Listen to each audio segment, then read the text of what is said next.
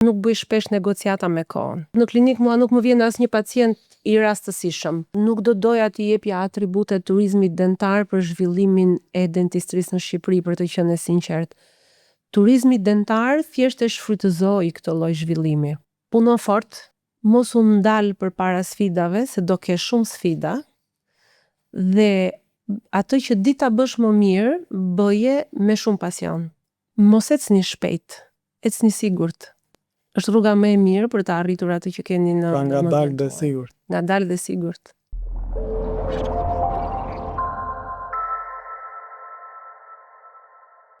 Sot kam i të ftuar shumë speciale. Një dentiste me plot 17 vite eksperiencë. Gjatë kësaj periudhe, doktoresha ka ndërtuar klinikën e saj dentare New Smile Dental dhe brendin shqiptar të maskerinave transparente Fin Smile. Por ajo që vihet re tek doktoresha përveç profesionalizmit është dhe ana pozitive e saj, të cilën doktoresha e shpreh jo vetëm në klinik, por edhe në rrjetet e saj sociale.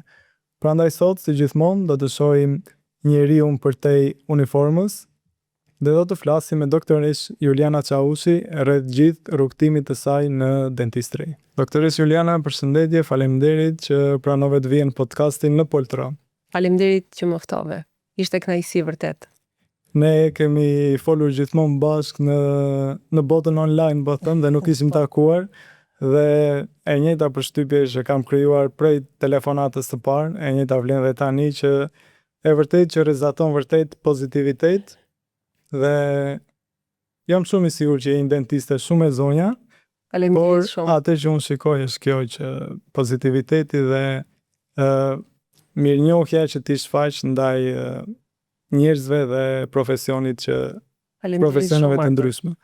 E vërtet është, në fakt ne kishim folur shumë shpesh online për shumë çështje që kemi diskutuar. Edhe ç'është e vërtetë tani më duket sikur të njoh prej shumë kohësh. Po, pikërisht.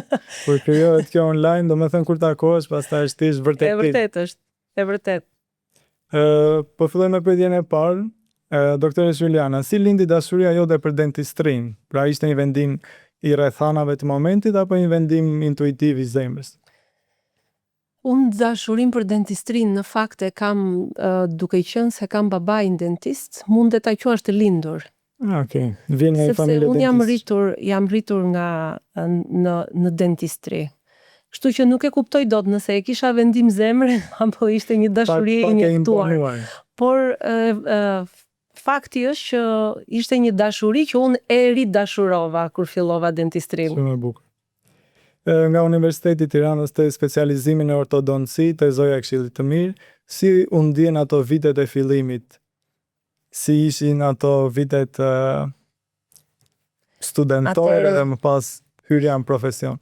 Universiteti i Tiranës ka qenë një kohë shumë e bukur. Ishte ndryshe të ishe student nga çfarë është sot në fakt, po. E kemi shijuar shumë.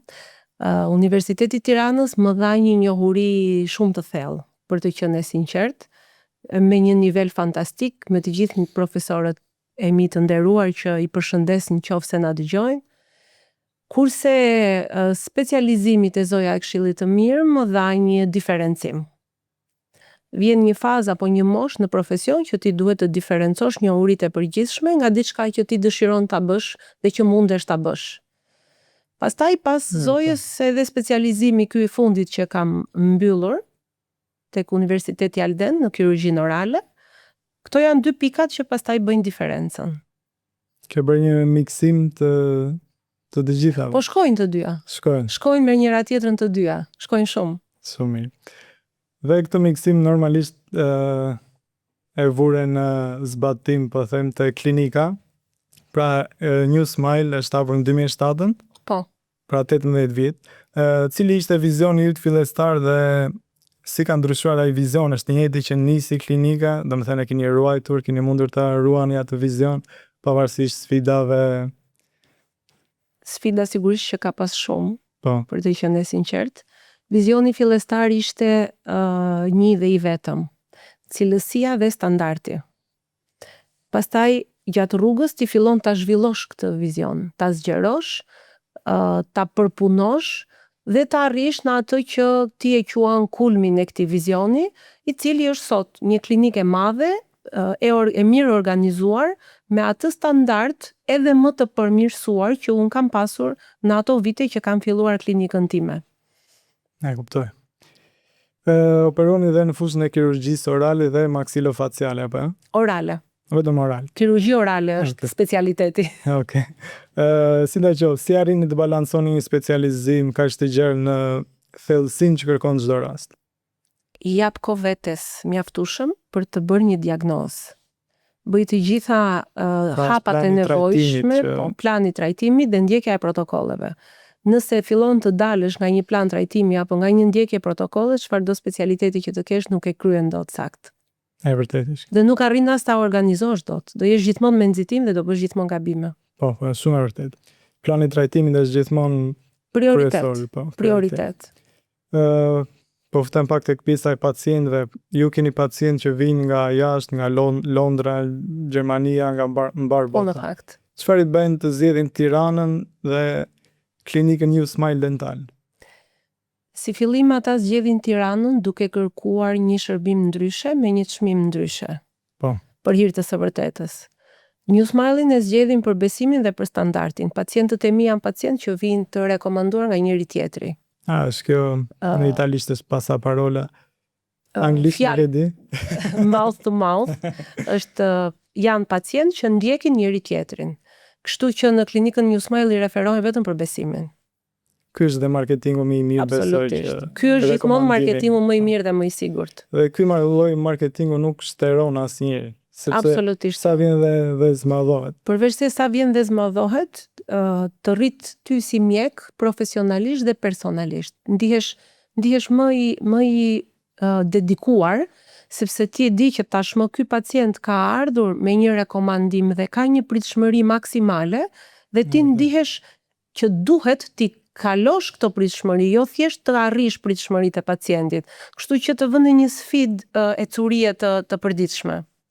Doktoresha, po me pjesën kohore, për shembull, shpesh kur vijnë pacientë huaj, kanë atë kohën e limituar, ju si ja bëni? Mundoheni që keni një lidhje të fortë me laboratorin, stafi, keni pajisje të Fatmirësisht laboratori na përgjigjet shumë në kohë edhe në cilësi, por për të qenë sinqert nuk bëj shpesh negociata me kohën.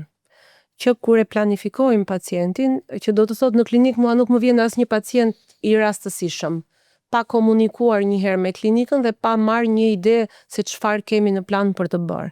Nga ky moment unë planifikoj dhe programoj sa kohë duhet për këtë pacient. E kam pak të vështirë të jem e sinqert të punoj nën presion dhe të nxjerr një punë që kërkon, le të themi, 6 ditë kohë, unë ta nxjerr në 3 ditë. Kështu që i kam të gjitha të paraprogramuara. Domethënë vendosni ju jam unë që vendos afatin kohor, jo pacienti. Shpesh funksionon ndryshe. Nuk duhet të funksionojë ashtu në fakt. E vërtet. Si reagoni kur pacienti thot kam shumë frikë? Si e pa filluar vizitën? Si ja hiqni këtë frikë? Sepse shumica, të themi të drejtën, kanë frikë. Është normale. Shiko, unë jam pak natyrë, folëm edhe çik më përpara, më the natyrë pozitive dhe unë lexoj edhe pak psikologji. Dhe pacienti kur ka frikë, unë i them, është normale. Mos u shqetëso, është normale që të kesh frikë. Madje shpesh bëj shaka, vetëm budallaj nuk ka frikë, i the. Kështu që rri qet, kjo do të thotë që je njeri normal. Pacienti e vërteta është që vjen ndoshta shumë shpesh që mund të ketë kaluar një traumë dentare në fëmijërinë e tij. Ajo që është detyrë primare jona është ta sigurojmë që nuk do rindodhi e njëjta gjë. Është shumë e thjeshtë që ta detyrosh pacientin të hapi gojën. Do e kem kënaqësi të përpunoj pak. Patjetër, pse jo. Kur ke operacione të ndërlikuara që mund të kesh edhe ti ato emocionet e tua njerëzore, po them. Çfarë muzike dëgjon? Apo dëgjon muzikë në sallë? Në fakt është e lidhur boksi i sallës së kirurgjisë me muzikën qendrore, por unë kur bëj kirurgji nuk dëgjoj muzikë. Domethënë do të preferoj që të mos jetë e përqendruar në qetësi. Sepse në varësi të muzikës do më ndryshoj mua moodin. Nëse nuk do ishe dentiste, çfarë do të ishe? Pa u menduar shumë, domethënë gjë e parë që të vjen ndërmend. Nuk kam nevojë fare të mendojmë. Unë para se të vendosja do bëhesha dentiste apo jo përfundimisht, kam pasur dëshirë shumë të vazhdoja Institutin e Arteve për aktrim ose për gazetari. Një nga këto të dyja degët i kisha shumë dëshirë. Tek aktrimi më pëlqente shumë të isha aktore teatri live më emocionon, më jep adrenalin. Mirë po, pastaj kur ti arrin në 18 vjeç, fillon të vësh logjikën, fillon të mendosh diçka ndryshe apo më shumë, edhe pse jo, tash ti mund të jetë një hobi teatri. E njëjta që ka ndodhur dhe me mua që Vërtet. po, unë jam drejtuar në universitet drejt anës shkencore, po them, por unë kam qenë gjithmonë tek pjesa shoqërore, pra filozofike, psikologjike, tek Shikon pse kemi qenë gjithmonë shumë mirë në komunikim bashkë. Kemi disa gjëra të përbashkëta. Po, e vërtetë është, ne duhet të bëjmë edhe një podcast të dytë. Jo thjesht podcast të dytë, po unë them se të mos mendojmë diçka që ta bëjmë të dy bashkë. Po pse jo? Ti mund ta aktrosh? Absolutisht. Doktoresha, gjëja më funny që të ka thënë një pacient ose që të ka ndodhur me një pacient. Shiko me Jo pacientët. dentistët keni shumë histori. Po kemi histori çdo ditë që nga i komunikimi me gërën hapur të pacientit apo çdo lloj gjëje, po do të tregoj një histori që më ka ndodhur jo më larg se sa dje paradite me një pacientin tim. Pacienti kishte ardhur nga Amerika, kishin vendosur 2 implante, erdhi që të bënim kontrollin e fundit përpara se të ikte. Edhe më thot, aman doktoresha, tha sa dje kam të vi këtu. I thashun, po mirë, po si ç'a do bënim? I thash, ja do vije. Po të paktën të mos kishte implante, po të kishte vetëm 2 mbushje të vogla. Po ç'thua? I thash, unë lutem që të ketë implante se të falimentojnë dhëmbët e tu. I thash që të fitoj unë. Ti po thua të fitosh ti dhe të falimentoj unë. Tha, po ç'thua, më tha mua, po ja kështu, i thash, unë shqyr që të prishen ty dhëmbët. I thash që të fitoj unë në i lek. Edhe ai siç ishte po është një pacient me një sens humori fantastik, të them të drejtën, më thot. Imagjino daja im, tha, që ka agjensi funerale për çfarë lutet.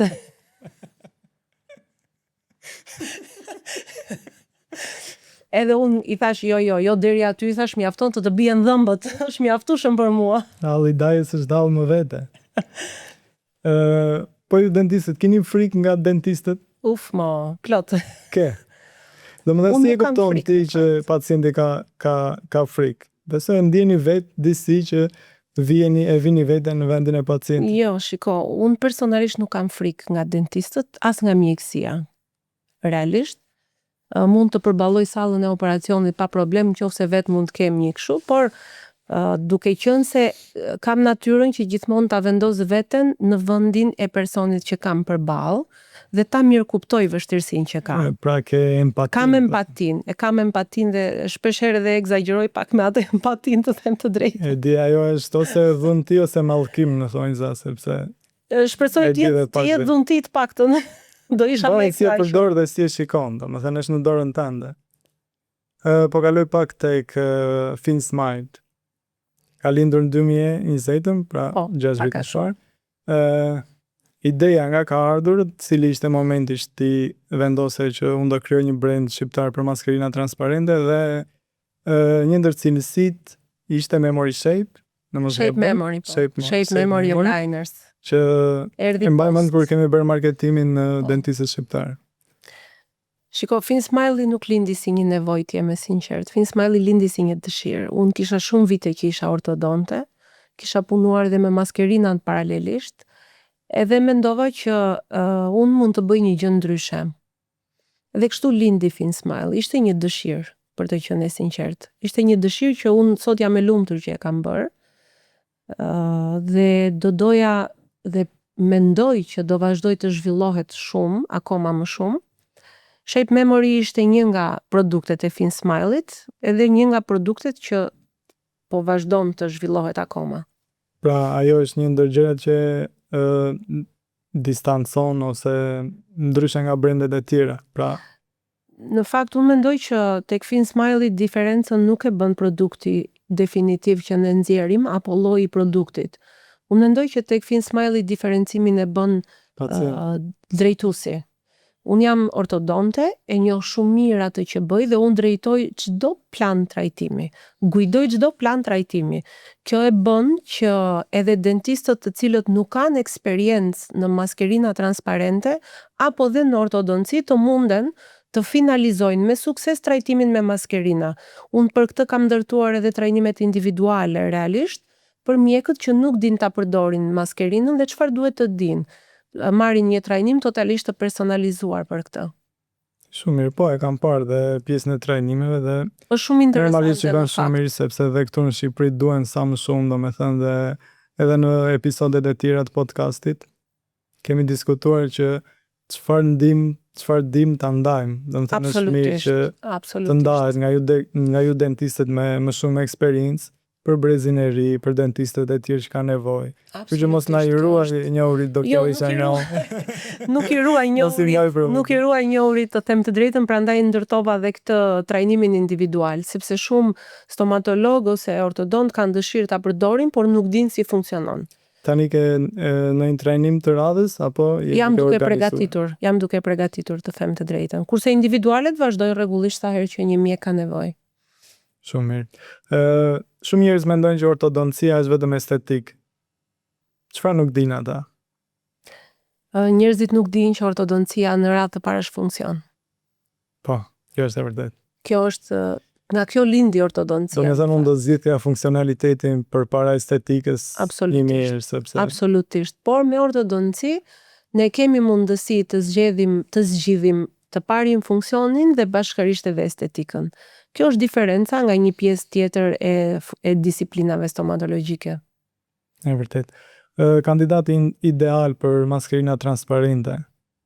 Domethënë, si e dalloni që cila është diagnoza, po them, që bëni që ky pacient është i përshtatshëm për Kam fatin të jem edhe kliniciste ortodonte edhe prodhuese e maskerinës transparente. Pacienti më ideal është pacienti i cili është i vullnetshëm për t'ju bindur rregullave të përdorimit të maskerinës. Rastet e vështira ekzistojnë, por rastet e vështira kanë gjithmonë një zgjidhje. Ajo që ne nuk zgjidhim dot dhe nuk zgjedhim dot është nëse pacienti nuk është i gatshëm të bashkëpunojë. Ky është pacienti ideal. Një pacient që ka kuptuar rregullat. Rregullat janë të mirëmbajtjes nga pacienti apo në klinikë? Rregullat e mbajtjes nga koha që del nga klinika. Kur është në klinikë e diun që do ta bëj. Flasim për mbajtjen në 22 orë minimalisht të maskerinës, të mos ushqehet me maskerinën, të bëj larje të rregullta, të ruaj higjienën, të mos tymosi produkte likide të nxehta të tipit kafe, çaj shumë të nxehta, sepse ato sido që të jetë situata do bëj një dëmtim të vogël të maskerinës. Këtë flasim për një pacient që të jetë i vullnetshëm, që të ketë kuptuar çfarë duhet të arrijë në fund. Po ndryshimi me aparatin ortodontik, ndryshe nga maskerinat, ju si vendosni që për një pacient që do ishte më e përshtatshme pra maskerina transparente se sa aparati ortodontik, sepse shumë njerëz kanë ngecur pak, po them, tek atë që quajnë telat e thënë në gjuhën popullore. Aparatet klasike, mund të jenë tela, mund të jenë braketa qeramike. Unë personalisht u bë shumë kohë që 95% të rasteve zgjidh me maskerina. Bëj dhe ndonjë kombinim të vogël me disa aparate aksesor, të cilët kanë bërë disa trajnime të veçanta për këto. Dhe le të themi janë vetëm 5% e rasteve të cilat përgjithsisht i drejtohen kirurgjisë maksilare ose bimaksilare, kirurgjisë ortognatike. Këto raste është mirë që të kenë një trajtim klasik me braketa, sidomos metaliket. Është më e preferueshme nga kirurgët për pjesën post-operacionale. E qartë. Ka pasur një moment emocional transformimi me anë të maskerinave transparente, keni pasur një moment, një buzëqeshje që ishte vërtet sfiduese për ju dhe në fund ja ka vlejtur gjithë mundi. Buzëqeshje të tilla ka për ditë, po mendoj që ajo që mua më egzalton më shumë është fakti pacientët në moshë relativisht të madhe, jo adult, jo adult të sapo krijuar. Kam një paciente që i ka kaluar 50 vjeç, në të vërtetë kishte 2 dhëmbët lateral që kishin një kryqëzim për mbi dhëmbët central. Dhe kur ka ardhur në klinikë, ka ardhur thjesht se mendonte çfarë zgjidhje të thjesht mund të bëj dhe i thash shikon, ne mund ta zgjidhim me maskerina. Realisht nuk e besonte si proces, por për hir të së vërtetës shkoi shumë mirë dhe më beso të shohësh një zonjë 50 vjeçare që nuk ka pritur kurrë që t'i kishte dhëmbët e drejta, as nuk e kishte menduar, është vërtet emocionuese. Është vërtet, sepse edhe unë kam parë shumë raste dhe brezi po them që po flasim është gjithmonë më emocionues. Absolutisht. Po sepse ata edhe kanë hequr pak nuk e kanë menduar që do ndodhte. Fiks kanë hequr dorë nga ajo gjë. Dorë dhe kanë pranuar që unë këta dhem kam edhe kështu jam unë. Por që sot po e shikoj që po fillojnë domethënë pjesë në implanteve, po fillojnë që të ndryshojnë buzëqeshjen sepse edhe nga ana e funksionit i kanë parë që shumë kanë vuajtur shqiptarët. Sepse dentistria ka marrë pak kohë për të zhvilluar, ama kur u zhvillua siç duhet. Po në këtë zhvillim pati një rol të rëndësishëm turizmi dentar? Në këtë bumin e menjëhershëm po e quaj. Unë nuk do doja t'i jepja atribute turizmit dentar për zhvillimin e dentistrisë në Shqipëri, për të qenë sinqert. Turizmi dentar thjesht e shfrytëzoi këtë lloj zhvillimi. Por ne kemi pasur ato që u zhvilluan më së shumti në pas viteve 90 ishin ortodontia dhe kirurgjia orale dhe maksilofaciale. Këto nuk mundemi t'ja atribuojmë turizmit dentar. Ky zhvillim erdhi si nevojë dhe dëshirë e kohës dhe e mjekëve të rinj të cilët vazhduan të shihnin përtej një standardi të ngushtë që kishin pararësit e tyre. Shumë përgjigje e bukur.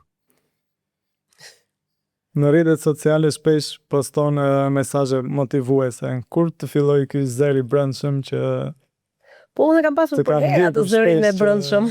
Edhe në një quote motivuese në një video, domethënë e kam parë që unë të thash unë lexoj psikologji dhe duke lexuar pak psikologji, edhe natyra pozitive, prindrit na kanë mësuar të jemi gjithmonë të sjellshëm, të kujdesshëm, edhe në fund fare është ai momenti që nëse kjo gjë nuk u bë sot, nuk do të thotë që ne duhet të mbartim një inat me vete. Ne mund të jemi pozitiv dhe ta bëjmë nesër të njëjtën gjë. Kështu që nuk ka nevojë për një zë të brendshëm të lindi papritur. Mendoj që këto lloj zërash i ke aty. Thjesht gjen momentin për të shprehur. Cila është gjëja më funny që një asistente dentare të ka thënë ose ka bërë? Këtë do na i tregosh tani. Se unë e di që ndodhin shumë ndodhin shumë, e vërteta është, dhe fatmirësisht pacienti është në stres dhe nuk i kupton dhe nuk i dëgjon shumë herë çfarë të themi. Po shikoni me sy, besoj. Me sy pa diskutim, e ke parasysh është ajo një këtu, një atje, një shikim këtu, një shikim atje, koka këtu, atje. Çfarë bëri kjo asistente? Por ishte një pacient e femër që kishte realisht një buzëqeshje të madhe.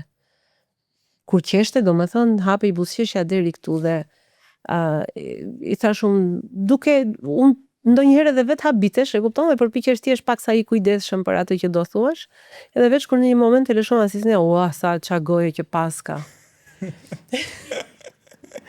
Foli me zë. Mendoj me zë. Mendoj me zë. Edhe unë që ajo se ne vetëm syt na duken nga maska, që i zgurdullova një herë dhe pastaj thash unë kjo është mirë për ne, i thash pacienti ideal, ne mund të punojmë rehat. Po prandaj e thash edhe unë, tha ajo. E pacientja e kuptoi, buzëqeshi pak kështu, po ishte një situatë që ti thua mund edhe të mos e kishe thënë, domethënë. Unë e di që ka shpesh midis doktorit dhe stafit gjithmonë ka gjithmonë. Thjesht duhet i mbajmë shumë. Kur kam qenë vetë tek dentisti, në momentin që doktori dhe asistentët bënin muhabet, unë ndihesha më mirë. Do me thënë ndihesha sikur, çdo gjë po shkon në rregull. Te kemi zakon të përditshëm në gjithë dentistët. Apo është sajnë kjo që është zakon i përditshëm i të gjithë dentistëve. Kur përballeni me një rast të ri, cilat janë elementet kryesorë që analizoni përpara se të vendosni planin e trajtimit? Si fillim analizojmë çfarë mund të shpëtojmë nga kjo që kemi. Vërtet. Nëse mund të shpëtojmë diçka apo jo. Pastaj dëgjojmë çfarë dëshiron dhe pacienti të bëjë, sepse sot jetojmë në një moment ku pacientët ndoshta nuk arrin dot të marrin të gjitha shërbimet apo të gjitha planet e trajtimeve që ne mendojmë. Pasi shikoj këto të dyja, çfarë mund të shpëtojë unë dhe çfarë dëshiron pacienti, atëherë marr një vendim për planin e trajtimit. Është shumë e rëndësishme. Ndikon shëndeti oral tek shëndeti mendor apo emocional? Unë mendoj që ndikon shumë. Shiko, një rast më i thjesht i mundshëm është ne shpesh mund kemi një xhep periodontal, ato xhepat e vegjël mes dy dhëmbëve, të cilët sa herë pacienti ushqehet, atje do t'i mbushet me ushqim dhe do t'i provokojë një dhimbje. Në mënyrë absolute këtij pacienti i ka provokuar një nervozizëm. Aty ku është duke ngrënë dhe duke shijuar një copë mishi për 7 palqefe për veten e vet, shkon aty tek xhepi dhe automatikisht ka harruar se çfarë është duke shijuar. Kështu që kjo është më e pakta, më e vogla. Për shembull e vetbesimit që mund të ndikojë në anën emocionale. Tek ana emocionale sigurisht një buzëqeshje e kuruar, sigurisht që ty t'jep mundësinë që të shprehesh më lirshëm, të buzëqeshësh pa u fshehur, pa ulur kokën, pa e vënë atë dorën kështu që e vën zakonisht, sigurisht që i ka të gjitha këto dimensione, sidomos tek femrat. Sepse domethënë ngelemi tek ajo pjesa e vetë zhvillimit, po e quaj ose që ti ke mundësinë të shprehësh veten më shumë, pra ti je vetja jote autentike, po them, kur ti thjesht s'ke komplekse, thjesht shkon në një grup shoqëror, në një event, në një çfarëdo qoftë, dhe thjesht buzëqeshja është një pikë e saj për ta hequr si kompleks. Po. Sa i rëndësishëm është marketingu në profesionin tuaj? Në ditët që po flasim, marketingu është i rëndësishëm për të shfaqur atë që ti ke arritur dhe atë që di ta bësh më së miri. Sepse por nuk është mendoj baza e asaj që ti mund të bësh. Në radhë të parë, përpara se të arrish deri te marketingu, ti duhet të ndihesh vetë i aftë për atë që ke bërë përpara se ta hedhësh në marketing. Pra duhet të kesh çfarë të nxjerrësh. Duhet të kesh çfarë të tregosh. Ja, vërtet. Kur një pacient është shumë dramatik, shkëmbeni ndonjëherë shikime sekrete me stafin? Shumë herë, shpesh. Ose kemi atë xhamin përballë që është si pasqyrë të dritares që ti shikon me bish të syrit se mos shikohet ai veprimi jot kur bën uf. Po shkojmë në një lojë tani që do jetë me përgjigje. Jo po ose jo, por do zgjedhësh një prej dyjave. Do më vësh në siklet, do me thënë? Jo, jam pritje pas spec. Ja, të shojmë. Unë do them dy gjëra, ti do zgjedhësh njërin, por pa u menduar shumë, që të bëjmë një test kafe apo çaj. Po çat mendojmë, kafe gjithmonë. Kafe. Se gjete çaj. Se besaja. Çajin e preferon ti? Një pacient nervoz apo një pacient që flen në karrige? Sigurisht ai që flen karrige. Është më mirë. Po patjetër. Një rast shumë i vështirë apo 10 raste shumë të thjeshta? Shiko, unë nuk jam egoiste që e natyrës se dua të rastin e vështirë. Kush nuk i do rastet e thjeshta? Megjithatë, zhvillimi vjen nga rastet e vështira. Besoj nuk do e kishe problem as rastin e vështirë. Jo, absolutisht. Ai të sjell zhvillimin, po 10 rastet e lehta e mbyll ditën i lumtur. Muzikë në klinikë apo histie totale? Muzikë, gjithmonë. Muzikë, okay. Direkt implant apo të bëjmë gjithçka për të shpëtuar? Ja, do bëjmë gjithçka për ta shpëtuar.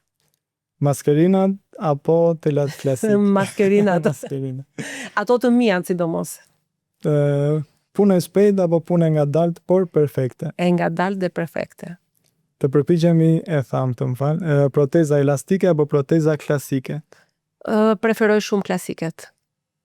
Ka ndonjë arsye apo? Është më pacienti përshtatet më mirë, realisht. Okay.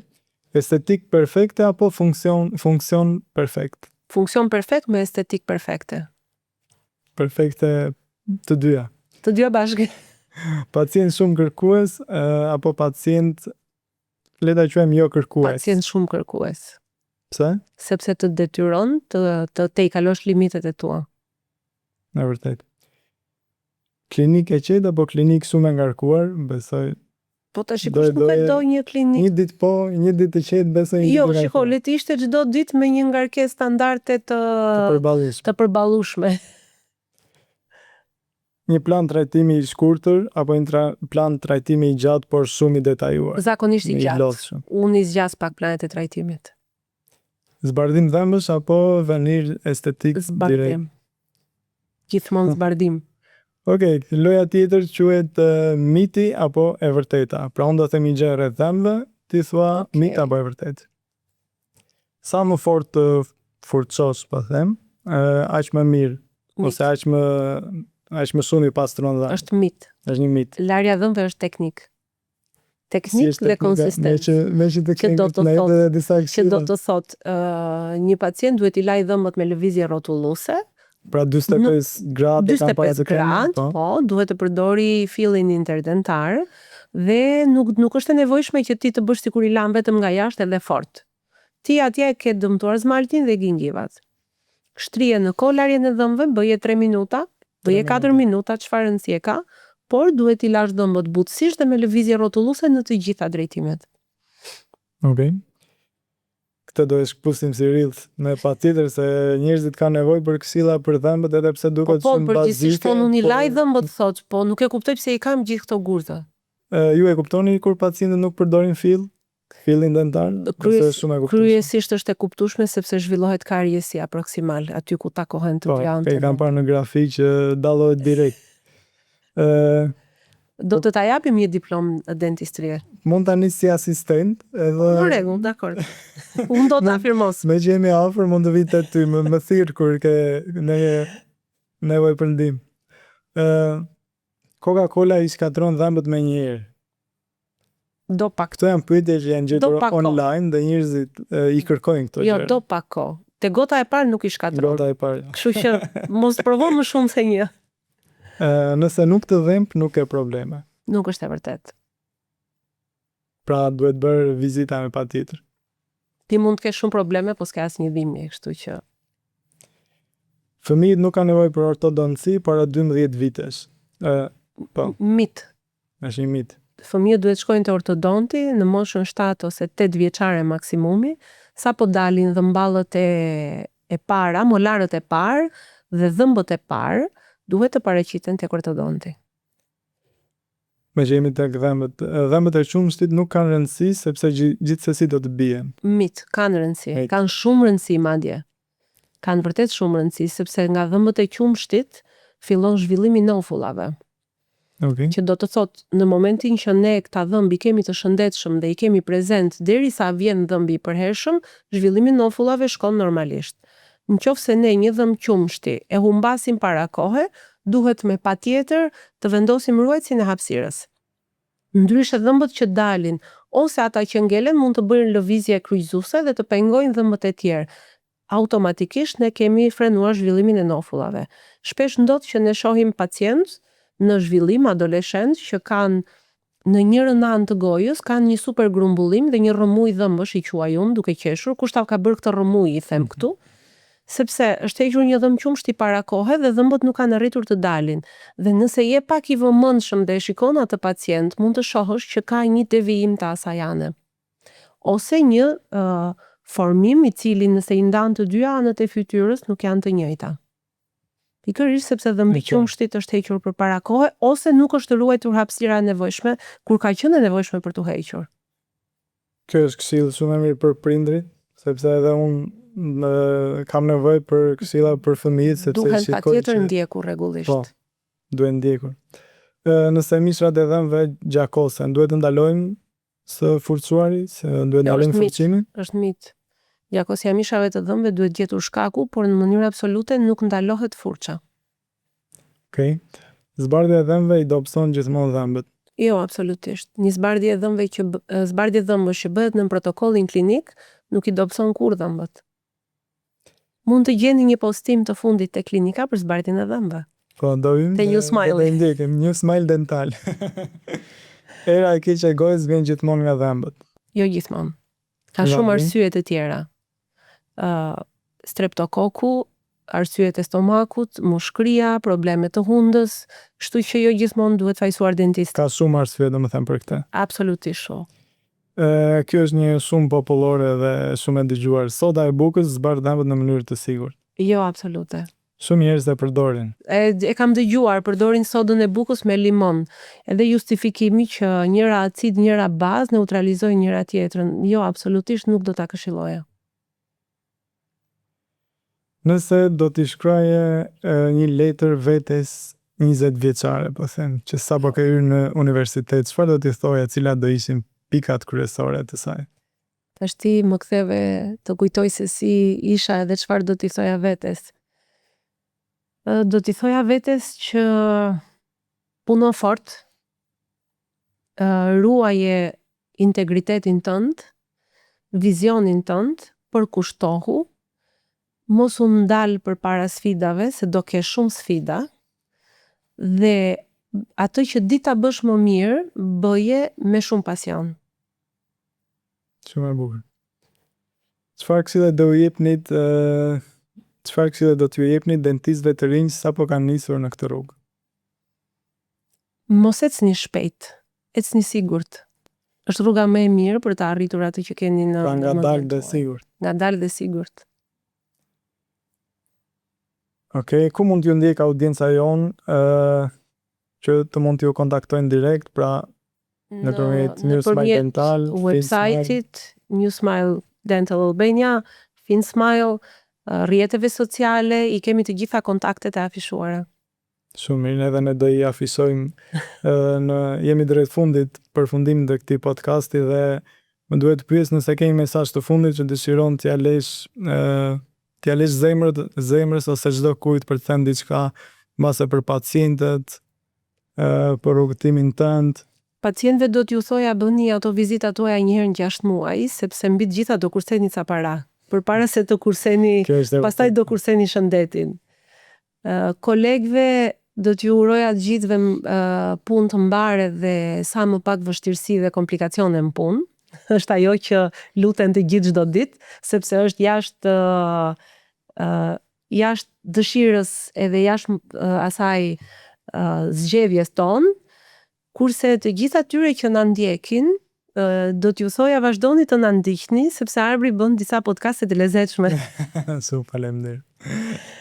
Faleminderit doktore, sa ishte kënaqësi vërtet, na solli shumë pozitivitet, na dhe disa këshilla, na dhe një inspirim, jo vetëm ne, por edhe dentistëve të rinj, disa këshilla për prindrit, kështu që faleminderit ty që ka qenë kënaqësi, domethënë i gjithë podcast. Shihemi në emisionin ton të përbashkët. Do shihemi ose unë do vi te klinika juaj tani të të vizitë. Po, do fillosh, po, erdhëm do na vini. Po, do ju vim komplet, si staf. Faleminderit. Faleminderit ty.